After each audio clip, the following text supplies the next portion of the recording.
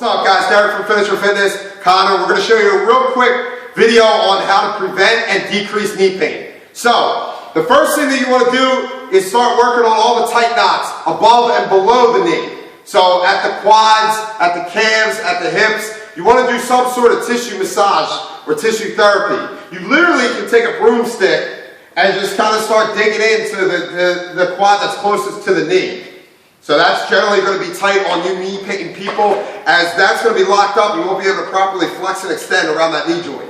The next thing that you can do, as I said, the calves could be really tight. And again, if the calves are locked up, the ankles will not move properly, the joint below, and then the knee will start moving. And that's a bad thing. Because believe it or not, the knee is a stable joint, and that's important to understand. The hips move, the ankles move, but the knee should not. So if we can get the right stuff moving at the right time, that'll help you to decrease your knee pain, and that'll help you to prevent it as well. Then, the next thing that you guys can do is a little ankle mobility. So if we're talking about mobility,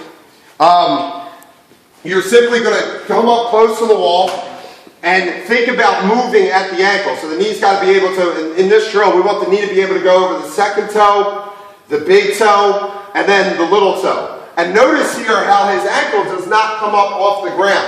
If so, that means that you do have a mobility issue, and this is something you need to work on. The progression here would simply be moving back, giving yourself a couple more inches, and now it really forces Connor to drive through that extra few inches of range of motion, so this is way harder. But something you should work on, maybe 3 reps over each toe. Then finally, the next best thing that you can do for yourself is to get some sort of activation to your glutes. Because very simply, the glutes stop firing.